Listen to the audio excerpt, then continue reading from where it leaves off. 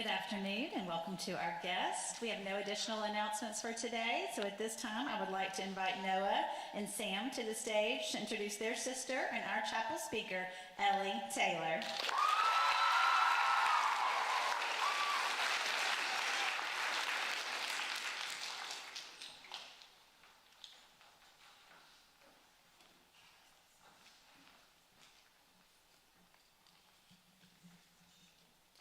Good afternoon, everybody.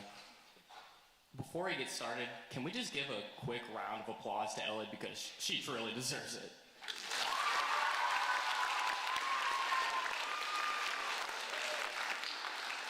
Thank you.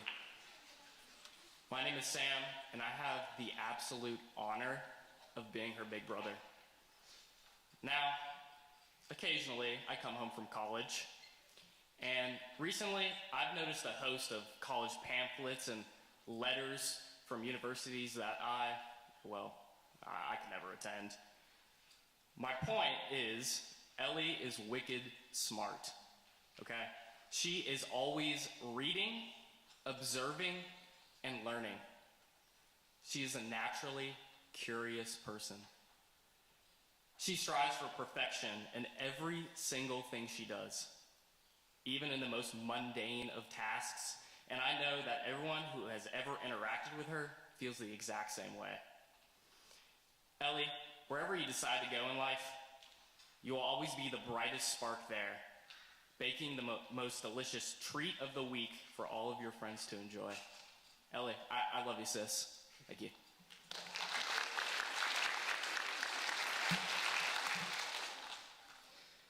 Ellie, you are genuinely one of the kindest souls I've ever met, and I'm proud to call you my sister. I think everyone should have someone in their life like you. You bring joy to anyone you're around and make them feel special. You have so much aura, and I love you so much. And now, there we go. And now, introducing our sister and your chapel talk speaker, Ellie Brew Taylor.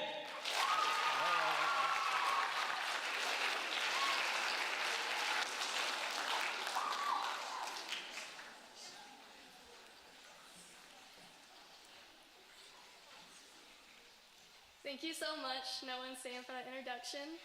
Thank you to everyone who came to hear me speak. You all mean the world to me, and I wouldn't be here without any of you. Shout out to the climbing team. Y'all are amazing. And shout out to my rat, Ava. It has been a joy to get to know you, and you never fail to brighten my day. And finally, shout out to the best advisory, the Wolf Pack.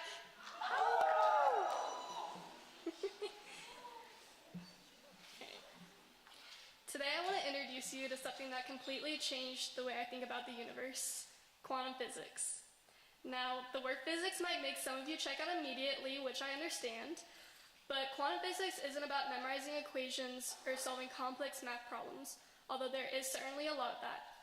It's about what happens when we zoom all the way in, past atoms, past protons, to the smallest building blocks of reality. It's where the rules we're used to just stop working. Let's start small, literally. Quantum physics deals with particles like electrons and photons. These are so tiny that we can't see them directly, but they make up everything. You, me, the chair you're sitting on, it's all made of these particles, and at this level, things get really weird. For example, we're used to thinking that something is either somewhere or it isn't. Like I'm either sitting on the stage or I'm not. A light switch is either on or off. However, in quantum physics, particles can exist in multiple states simultaneously. Seems like magic, but it is a real state where a system exists in multiple possibilities until a measurement forces it into a single state. This is called superposition.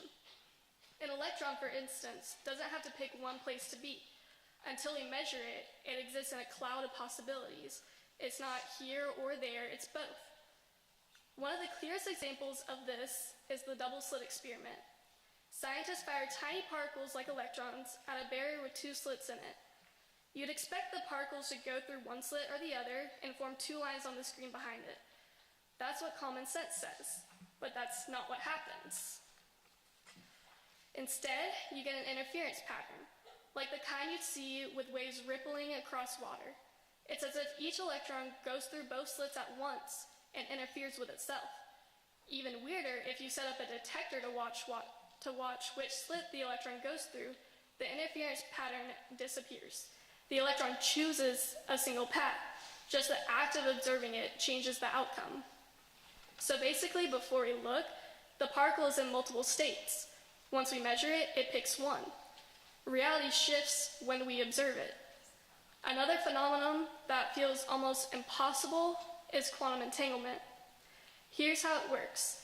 If two particles interact in just the right way, they become linked. Whatever happens to one instantly affects the other, even if they're separated by huge distances. You can take one to the other side of the planet or the galaxy, and they'd still be connected.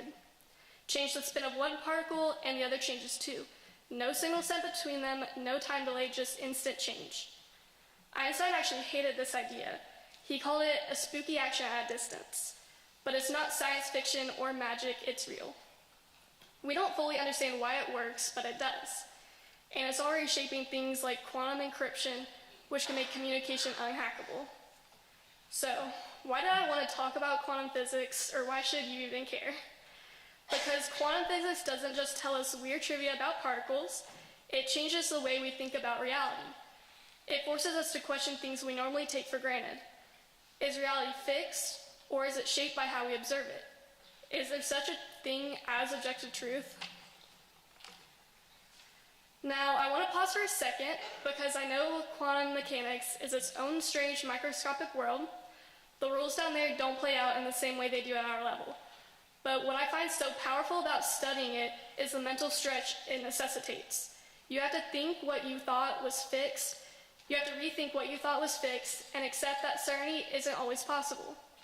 That way of thinking inspired me to look at my own life differently. So to help myself, and maybe all of you, I tried applying those same questions to my own experiences.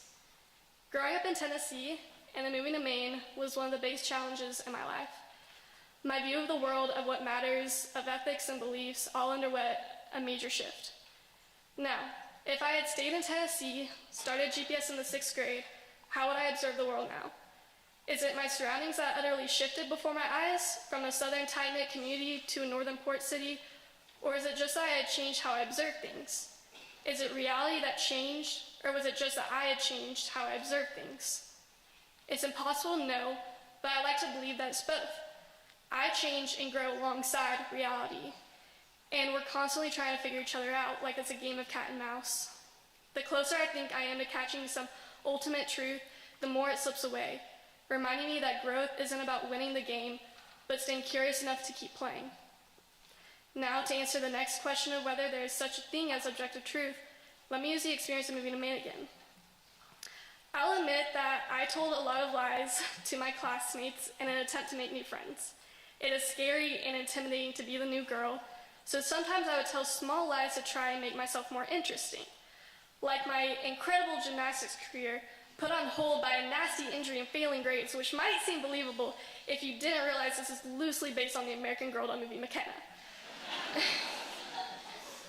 Yet, I somehow was able to fumble my way through teaching my friend how to do an aerial, so who knows, maybe I am a pro gymnast. Okay, maybe not, but my point is that if people can't share their full truths with each other, and if people can't discern truth from fiction and others, what is the meaning of truth?